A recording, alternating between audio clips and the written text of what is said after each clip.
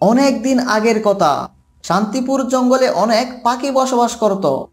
তারা সবাই একসাথে আকাশে উড়ে বেড়াতো, একসাথে খাবার সংগ্রহ করত। কিন্তু তাদের মধ্যে কাক ছিল খুবই দুষ্ট। অন্যান্য পাখিরা যখন খাবার সংগ্রহ করার জন্য বের হয়ে যেত, ঠিক তখনই দুষ্ট কাক ডিম চুরি করত। মাঝে মধ্যে সে অন্যের গাছের ফল চুরি করত। একদিন টুনি পাখি খাবার খোঁজার জন্য বাসা থেকে বের হয়ে যায়, আর দুষ্ট কাক তখন এটি দেখতে পায়।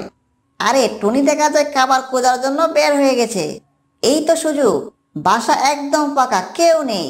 যাই, দেরি না করে টুনির ডিম খেয়ে আসি। এই সুযোগটা হাতছাড়া করা যাবে না।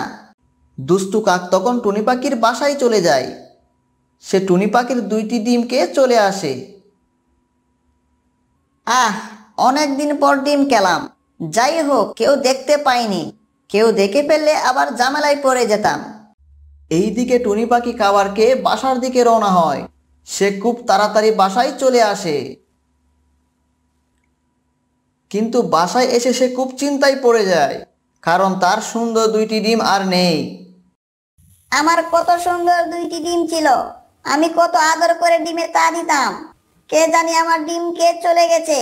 আমি এখন কি করব? আমি তো খুব একা হয়ে গেলাম। আমি যদি আবার ডিম দেই, তাহলেও তো ডিম চুরি করে নিয়ে যাবে। এই কথা বলে টুনি পাখি তখন কান্না করতে থাকে। কিছুক্ষণ পর অন্য একটি টুনা পাখি তা দেখতে পায়। সে টুনি পাখির কাছে চলে আসে। কি হয়েছে টুনি? তুমি কান্না করো কেন? আমাকে বলো, আমি তোমাকে সাহায্য করব। টোনা ভাই, আমার সুন্দর দুইটি ডিম ছিল, কিন্তু কে জানি ডিম কে চলে গেছে। এখন আমি কি করব? আমি তো খুবই একা। চিন্তা করো না টুনি, আজকে থেকে আমরা দুইজন বন্ধু হয়ে গেলাম। আমরা একে অপরের সাহায্য করব। তুমি যখন বাইরে খাবার খেতে যাবে, তখন আমি তোমার ডিম পাহারা দিব। কেউ তোমার ডিম চুরি করতে পারবে না। জঙ্গলের শেষ প্রান্তে থাকতো এক ঈগল পাখি। ঈগল পাখির দুইটি ডিম ছিল। সে সবসময় ডিমে তা দিত। ডিমগুলো দেখতে খুবই সুন্দর ছিল। যাই, একটু বাহির থেকে খাবার খেয়ে আসি। ডিমে তা দিয়ে শরীর খুব ক্লান্ত হয়ে গেছে। বাহির থেকে একটু ঘুরে আসি, মনটা ভালো হয়ে যাবে।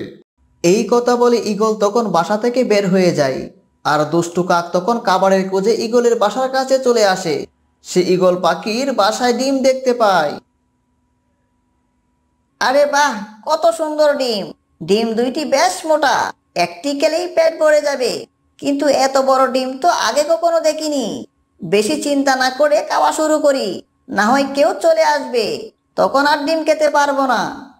দুষ্টু কাক যখন ডিম খাবে, ঠিক তখনই ঈগল পাখি চলে আসে। আর ঈগলকে দেখে কাক তখন ভয়ে কাঁপতে শুরু করে। বেটা দুষ্টু কাক, তুই আমার ডিমে নজর দিয়েছিস। আজকে তোকে কেউ বাঁচাতে পারবে না।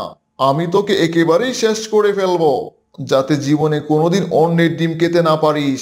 এই বলে ঈগল তখন কাকের শরীরে আঘাত করতে থাকে। এভাবে কিছুক্ষণ আঘাত করার পর কাক তখন কোনো মতে জীবন নিয়ে পালিয়ে আসে। সে এই জঙ্গলে ছেড়ে অন্য দূরে চলে যায়। এরপর আর কোনোদিন এই জঙ্গলে আসেনি। অন্যান্য পাখিদের আর ডিম চুরি করতে পারেনি।